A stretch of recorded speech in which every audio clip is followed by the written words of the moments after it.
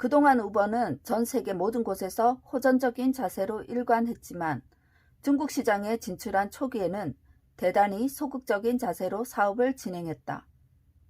칼라닉은 2014년 샌프란시스코의 스타트업 컨퍼런스에서 행한 인터뷰를 통해 중국이라는 거대한 전임 미답의 시장에서 우버는 가장 미약한 존재에 불과하다고 말했다.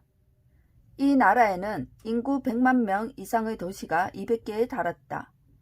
그런 시장에서 두 개의 회사, 즉 인터넷 거인 텐센트의 지원을 받는 디디다처와 텐센트의 경쟁자 알리바바가 뒤를 받쳐주는 콰이디다처가 사생결단의 전면전을 벌이는 중이었다. 두 회사는 시장을 장악하기 위해 고객과 운전사에게 연간 수억 달러의 보조금을 지급했다. 칼라닉은 자신이 이 전쟁을 느긋하게 관찰하는 일종의 방관자 역할을 수행하는 중이라고 말했다. 칼라닉은 중국 시장이라는 링 위에서 벌어지는 숙명의 대결을 맨 앞자리에서 바라보고 있었다. 두 중국 회사는 자신의 뒤를 밀어주는 대기업의 힘을 이용해 상대를 무너뜨리기 위해 안간힘을 썼다. 예를 들어 콰이디는 고객들이 알리바바의 유명한 스마트폰 기반 결제 시스템 알리페이를 사용할 수 있도록 만들었다. 그러자 디디는 텐센트의 메시징 서비스 위챗을 활용해 서비스를 제공했다. 두 회사는 모두 택시 시장에 초점을 맞춰 비즈니스를 펼친 셈이었다. 반면 우버는 택시를 제외한 일반 차량으로 서비스를 제공하는 전략을 고수했다. 약자의 상황에 있더라도 강자들에게 불가능한 일을 도모할 수 있습니다. 칼라닉은 자신의 냉철한 기업가적 감각을 바탕으로 이렇게 분석했다. 하지만 우버가 다른 시장에서 거둔 커다란 성공을 생각하면 이곳의 현실이 아쉬운 듯했다. 우리는 아직 규모가 작기 때문에 중국 시장이라는 게임에 참가하는데 많은 돈이 들지는 않을 겁니다. 일단은 차량 공유 서비스에만 주력하면서 이 사업이 어떤 결과를 낳을지 지켜보는 중입니다. 하지만 우버는 중국에서 규모가 작은 회사로도 비용 효율성을 달성한 기업으로도 남아있지 못했다. 각종 매체의 헤드라인을 통해 우버가 전 세계적으로 엄청난 매출을 달성했다는 사실을 알게 된 중국의 경쟁자들이 대결을 멈추고 우버를 물리친다는 공통의 목표를 찾아냈기 때문이다. 우버가 고급 승용차 서비스를 출시한 지 1년이 지난 2015년 2월 디디와 콰이디는 전격적으로 합병을 결정했다. 새롭게 탄생한 회사 디디 추싱을 이끌게 된 사람은 디디의 설립자 청웨이였다. 알리바바에서 임원을 지낸 그는 우버를 이기기 위해 무엇을 해야 하는지 잘 알고 있었다. 청웨이는 골드만삭스 출신의 은행가 류칭을 채용해서 디디 추싱의 사장 겸 수석 대변인을 맡겼다. 레노버의 억만장자 창업자를 아버지로 둔 데다 유창한 영어를 구사하는 류칭은 청웨이가 우버와 싸우기 위해 상대해야 하는 가장 중요한 두 세력, 즉 월스트리트와 서구 언론 매체에 대한 대화 창구 역할을 수행했다. 디디 추싱과 우버는 전통이나 국적, 그리고 핵심 제품의 차이에도 불구하고 많은 면에서 비슷했다. 일단 두 기업 모두 새롭게 대기업의 수장이 된 열정적인 사업가가 이끄는 회사였다. 스마트폰의 알림 사운드를 연상케 하는 디디라는 이름도 우버처럼 별다른 의미가 없었다. 디디는 우버와 마찬가지로 여러 가지 부가 서비스를 출시해서 비즈니스를 개선하려고 노력했다. 그중 하나가 특정한 모델의 자동차를 구매하고 싶어하는 사용자들에게 그 차를 시험주행할 수 있는 기회를 제공하는 서비스였다. 또한 리프트처럼 운전자들이 가장 좋아하는 팁 제도를 실시했다. 디디 역시 트래비스 칼라니 못지않게 매우 호전적인 특성을 나타내는 기업이었다. 이 회사는 인터넷 서치 엔진 바이두가 중국 시장에서 선두 자리를 차지하게 된 이유를 잘 알고 있었다.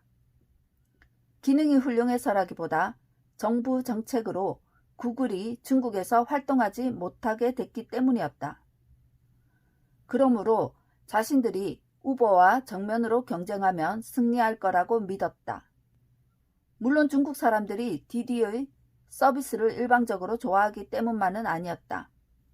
우버가 미국에서 그랬듯이 디디 역시 중국 시장에 대한 자사의 여러 장점, 즉 규모에서 오는 효율성, 더 많은 운전사, 단일 플랫폼 기반으로 제공되는 다양한 서비스 등을 내세웠다. 또 회사의 규모를 10분 활용해서 카풀에서부터 버스 서비스까지 광범위한 서비스들을 실험했다. 우리는 장애물 경주 선수처럼 게임에 임하고 있습니다. 류칭은 자신들이 직면한 여러 가지 문제를 거론하며 이렇게 말했다. 하지만 중국은 우리가 가장 잘 아는 시장이죠. 우리의 고향이니까요. 아마 디디가 수행한 가장 현명한 방어 전략은 우버의 본고장에서 이 회사를 공격한 일이었을 것이다. 2015년 9월 디디 추싱은 우버의 미국 경쟁자인 리프트에 1억 달러를 투자했다.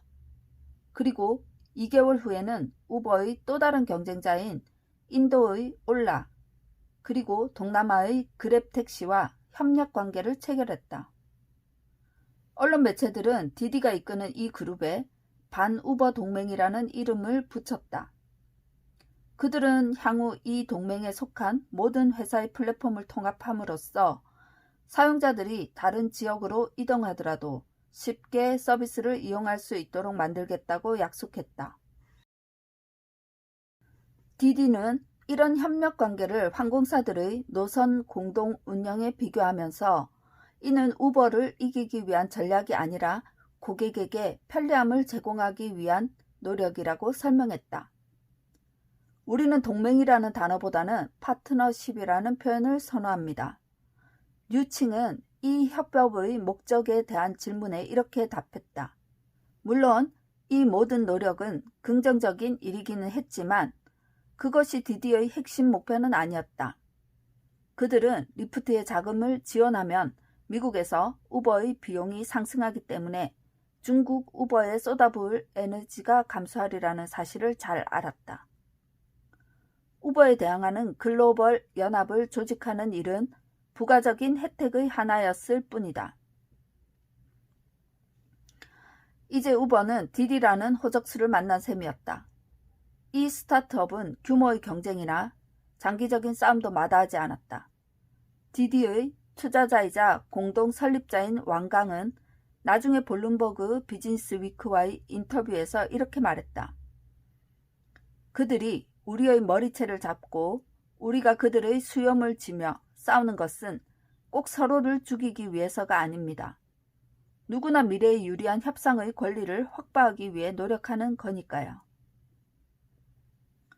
우버와 디디의 치열한 게임은 2016년 5월 디디가 애플로부터 10억 달러를 투자받으면서 절정에 달했다. 중국에서 막대한 실적을 올리던 이 스마트폰 및 컴퓨터 산업의 거인은 이 나라에 가능한 많은 친구들을 만들어둘 필요가 있었다. 칼라닉은 애플의 행보에 경악했다. 그는 두 회사가 투자에 대한 내용을 발표하기 전 애플의 고위 임원들을 여러 명 만났었다. 하지만 그들은 칼라닉에게 그런 엄청난 소식을 전혀 귀뜸해주지 않았다. 그와 동시에 우버가 중국에서 많은 손실을 보고 있다는 뉴스가 보도되기 시작했다. 한 해에 10억 달러의 현금을 2년 연속 이 나라에 쏟아부었다는 것이다. 칼라닉은 그해 6월 항저우에서 만난 중국 우버의 임직원들에게 우버가 승리를 쟁취할 수 있는 길은 두 가지라고 말했다. 디디보다 훨씬 효율적인 회사가 되든지 아니면 디디가 돈이 바닥날 때까지 기다리든지. 물론 두 가지 시나리오 모두 그다지 현실성이 있어 보이지는 않았다. 그는 이 시장에서 떠나야 할 시간이 되었음을 알았다. 그해 8월 1일 우버는 중국 지사를 디디 추싱에 매각하는 대신 이 중국 회사의 지분 17.7%를 받기로 했다고 발표했다. 그동안 거둔 손실을 생각하면 우버에게는 더없이 유리한 조건이었다. 우버는 중국 시장에 20억 달러를 투자했지만 결국 이 돈으로 60억 달러 가치의 디디 출싱 지분을 사들인 셈이 됐다. 디디 역시 우버의 글로벌 조직에 10억 달러를 투자했으며 두 회사는 서로의 이사회에 의결권 없는 멤버로 참여하기로 했다. 칼라닉은 자신의 블로그에 마치 선거에 패한 정치가의 낙선, 연설문 같은 글을 싣고 중국은 너무 큰 시장이었기 때문에 우버도 이곳을 정복하기 위해 노력하지 않을 수 없었다고 썼다. 그리고 나중에 사람들에게 널리 인용되는 문구를 덧붙였다. 하지만 나는 기업가로서 마음을 따르기보다는 머리가 하는 말에 귀를 기울여야 한다는 사실을 배웠습니다. 그는 두 회사 모두가 수익을 내지 못하는 상황에서 우버가 물러나기로 결정했다고 밝혔다.